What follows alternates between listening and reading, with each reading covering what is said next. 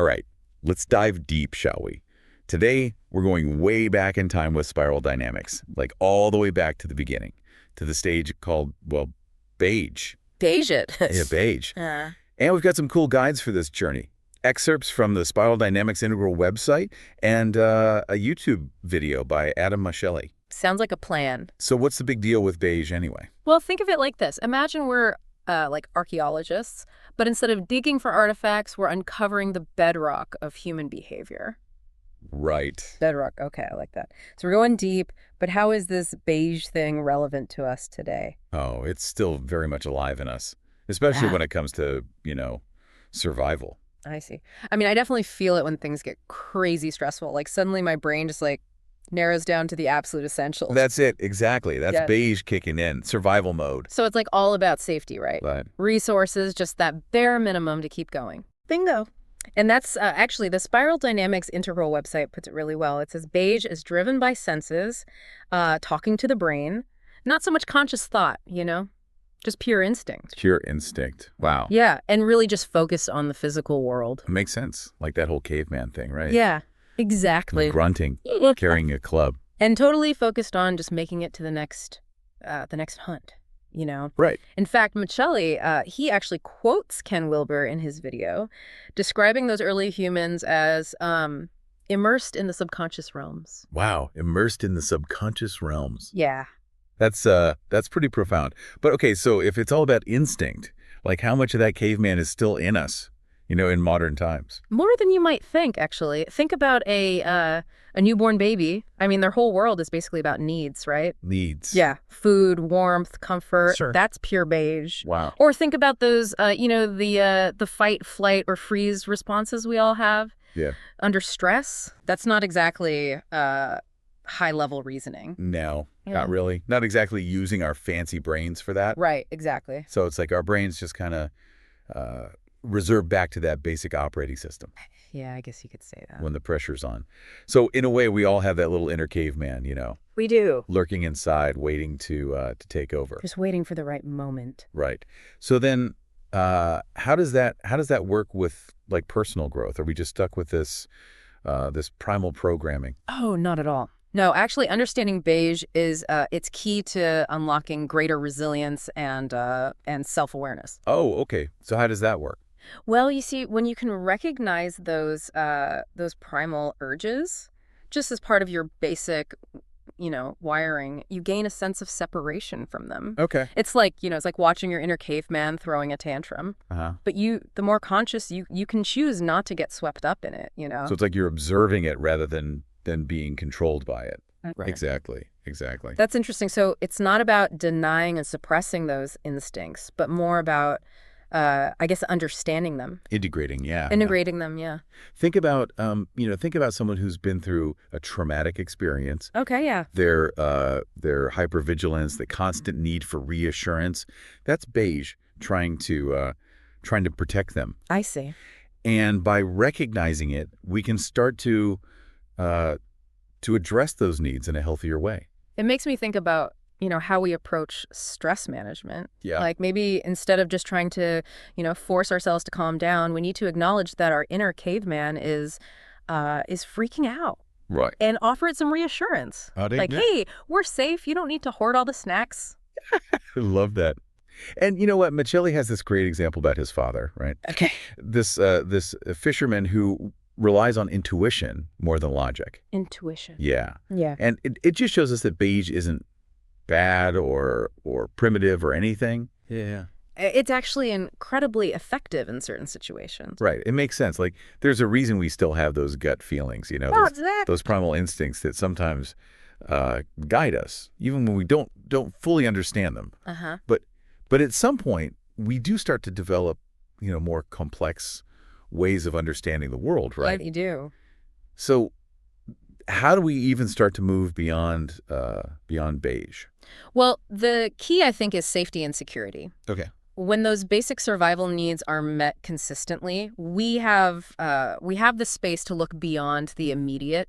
We start to notice patterns, we make connections, and that's when the next stage, purple, starts to emerge. So it's like once that caveman is confident that they've got food and shelter taken care of, Yeah. they can finally like look up at the stars and wonder what's out there. Exactly. That's when things get interesting. That's when things get really interesting. Because purple, well, that's all about belonging, right? Yes, finding safety and security within a group. A tribe, Yeah, a tribe. a family, a community, feeling seen, understood. It is. But you know what? That's a whole other story. Right. And that's for part 2 of this deep dive. Exactly. And it's, it's not even just about physical safety. Right. Purple is about emotional security, too. Mhm. That, that deep sense of belonging I see. that comes from being part of a tribe. A tribe, yeah. A family, a community Yes. where you feel seen, understood. Like moving from me against the world to we're in this together. Exactly. It makes me think of, I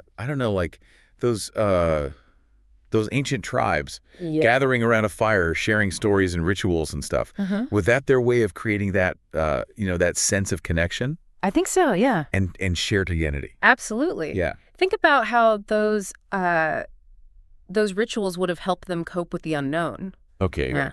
The fear of the dark, the wild animals, or even just, like the uncertainty of tomorrow's hunt. Right. Right. Those shared experiences, those the stories, the beliefs, Yeah. they created a sense of order and meaning in a world that, could often feel pretty chaotic and unpredictable. So it's like those basic needs for safety and security we were talking about, they kind of translate into these early forms of social bonding. Yeah. I mean, but don't we still see those same patterns today? All the time. Yeah. Even in, modern society. Okay, like what? Well, look at religious communities. Okay. Sports teams. Hmm. Even just those, like tight-knit groups of friends who, Yeah. who really feel like family. Right. They all offer that sense of belonging. That shared identity that makes us feel grounded, connected to something bigger. Yeah, it's not even, it's not just about the positive experiences either. Oh, really? Yeah. So you're saying that even negative experiences can contribute to that purple bonding. Think about how people come together in times of crisis, right? Okay, yeah. Like after a natural disaster or a tragedy. Yeah. That shared experience of vulnerability and loss can actually forge incredibly strong bonds. Yeah, I see. Like our primal need for connection, Yeah. it just gets amplified Right. when we face danger or uncertainty together. That makes sense, yeah. Yeah. There's definitely something powerful about knowing you're not alone in your struggles. Right. But I'm curious, what about those times when our individual needs like clash with the group? Oh, for sure. Yeah. Isn't there potential for conflict there between, like beige and purple? Absolutely. Yeah. Remember, these stages, they aren't linear. Right. You don't just like graduate from one and leave it behind. Right. They all coexist within us, and sometimes they pull us in different directions. So it's like we're constantly navigating this internal tug of war. Yeah, you could say that. Yeah, between I guess between our need for individual survival and our desire to belong to something bigger. Precisely. And that's where things get really interesting. Yeah. Because as we start to understand these different stages, we can begin to make more conscious choices about how we navigate those internal conflicts, right? Yeah. And how we relate to the world around us. It makes me think about those fight, flight, or freeze responses we were talking about earlier. Yeah. Like if we can recognize when our beige is triggered, maybe we can choose a more purple response. Yeah. Like reaching out for support, Yes. connecting with others instead of just isolating ourselves or lashing out. That's a great point. Yeah. Yeah, it's about recognizing those primal urges and then consciously choosing how to respond. Right. And sometimes that means tapping into the power of connection, reaching out to our tribe. Our tribe, yeah. For support and understanding. So even though beige might be the foundation, it sounds like purple offers a whole new level of security and resilience. It does. Not just for individuals, but for communities as a whole. Yeah. It's like we're we're wired to cooperate, We are. to find strength in numbers. In our nature. Yeah, but I'm guessing this is just one step in our journey up the spiral, right? All right. What happens when we start to move beyond the comfort and safety of the tribe? Well, that's where things get even more complex and even more fascinating, because the next stage, Red, is all about breaking free from those tribal bonds, And asserting our individuality. Right. It's about power, ego, and the emergence of a more independent sense of self. Okay, so that sounds like a recipe for both progress and maybe a little chaos. It can be, yeah. But we'll have to wait for part 3 of this deep dive to unravel those mysteries. We will. Okay, so we're back and ready to keep climbing this spiral dynamics ladder. We've gone from beige, survival, to purple, belonging and connection. Right. And now it sounds like we're heading into some pretty intense territory with red, power and individuality. It is intense. Okay, so paint me a picture. What does red look like in action? All right. So imagine that feeling when a teenager, starts to assert their independence, pushing back against the rules, the expectations of the family. Right, yeah. That's red emerging. It's that surge of energy that says, I'm not just part of the group. Yeah, I'm my own person with my own desires and ambitions. So it's like the caveman, they've found their tribe, they felt that security of belonging, and now they're like ready to make their mark on the world. Exactly. And it's not always pretty. Oh, okay. Red can be impulsive, driven by ego, often focused on, immediate gratification. Think about those those epic power struggles you see in history, the rise of empires, the clash of warlords. Yeah. That's red in action, but on a grand scale. Okay, so maybe not always the most peaceful stage. No. But, there's got to be a positive side to this, right? Oh, there is. Like, doesn't it take, I don't know, like a certain amount of red energy to break free from the status quo, to challenge the way things have always been done? Absolutely. Red is the energy of innovation. Those bold risk takers who dare to step outside the comfort of the tribe and forge their own path. Okay, so like who are we talking about?